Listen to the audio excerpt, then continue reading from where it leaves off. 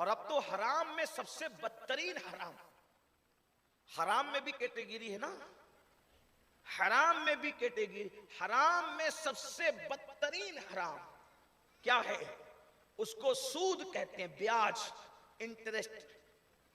کیا اللہ پاک نے، توجہ کریں، یہ کیسا حرام ہے، یہ کیسا حرام ہے؟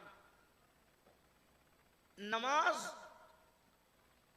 گناہوں کو مٹاتی، توجہ کرنا، نیکی گناہوں کو مٹاتی۔ ان الحسنات یذہبن السیئات، بے شک حسنات، نیکیاں برائیوں کو مٹا دیتی۔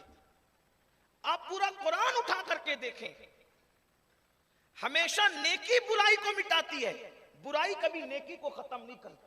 قرآن پورا اٹھا کے دیکھیں، برائی کا اثر نیکی پہ نہیں پڑتا۔ جیسے مثال کے طور پہ ایک ایگزامپل دے رہا ہوں آپ کو، کہ آپ نے سبحان اللہ کہا، آپ کو نیکی مل گئی، درود شریف پڑھا، آپ کو نیکی مل گئی، نماز پڑھا، آپ کو نیکی مل گئی، لیکن آپ نے کام کیا، کیا؟ کسی کو ایک تماچا مار دیا، یہ گناہ کیا، تو گناہ تو لکھ دیا گیا، لیکن آپ کی نیکی کم نہیں ہوئی۔ ایسا ہی ہے، یہی ہے۔ علماء سے پوچھیں آپ کہ گناہ آپ کے بڑھتے ہیں، گناہ لکھے جائیں گے، لیکن اس سے نیکیوں پہ کوئی اثر گناہ کی وجہ سے نہیں پڑے گا۔ لیکن اگر آپ نے گناہ کیا اور گناہ کے بعد نیکی کی، تو نیکی کی برکت سے گناہ مٹ جاتا ہے۔ یہ اللہ کی رحمت ہے۔ توجہ، دھیان ہے آپ کا۔ اسی لیے اب آپ حدیث سنیں، ایک نماز سے دوسری نماز کے درمیان جتنے گناہ ہوتے ہیں سارے گناہ مٹا دیے جاتے ہیں۔ جیسے ظہر پڑھی پھر عصر پڑھی، تو ظہر سے عصر کے درمیان جو گناہ ہو گئے وہ مٹ جاتے ہیں۔ پھر عصر پڑھی، مغرب پڑھی، عصر مغرب کے درمیان جو گناہ ہوتے ہیں مٹ جاتے ہیں۔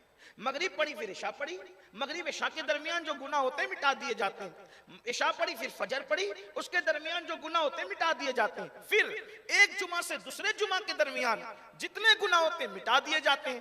ایک رمضان المبارک سے دوسرے رمضان المبارک تک جتنے گناہ ہوتے ہیں وہ سب مٹا دیے جاتے ہیں۔ یعنی کہ نیکیوں کی وجہ سے گناہ مٹتے چلے جاتے ہیں۔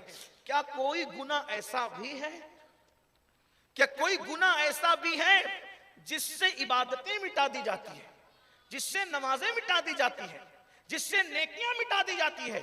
ہاں، وہ ایک گناہ ہے جس سارے گناہوں کو نیکیاں مٹاتی ہے، لیکن ایک گناہ ایسا ہے جو نیکیوں کو مٹاتا ہے، جو نیکیوں کو کھاتا ہے، جو نیکیوں کو ختم کرتا ہے۔ اور بھی اس کی فہرست میں کچھ ہے، لیکن آج عنوان کی مناسبت سے وہ ایک گناہ ہے جس کو سود کہتے ہیں، جس کو بیاج کہتے ہیں، جس کو انٹرسٹ کہتے ہیں۔ اللہ کے رسول علیہ السلام فرماتے ہیں کہ جس نے سود کا لقمہ کھایا، اللہ تبارک و تعالیٰ اس کی نحوست کی وجہ سے اس کی نیکیوں کو ضائع کر دیتا ہے، اس کی نیکیوں کو مٹا دیتا ہے۔ اور پھر فرمایا سود کا ایک لقمہ کھانے والا ایسا ہے جیسے اس نے اسلام میں اپنی ماں کے ساتھ 36 مرتبہ زنا کیا۔ غور فرمائیں، یہ سود کا وبال ہے۔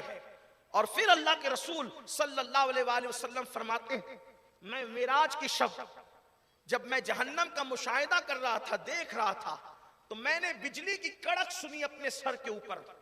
میرے سر کے اوپر بجلی کی کڑک تھی، میں نے بجلی کی آواز اور بجلی کی کڑک سنی اپنے سر کے اوپر، تو میں نے اوپر دیکھا تو مجھے بتایا گیا کہ کچھ لوگ ایسے ہیں کہ جن کے پیٹ کمروں کی طرح بڑے بڑے ہیں۔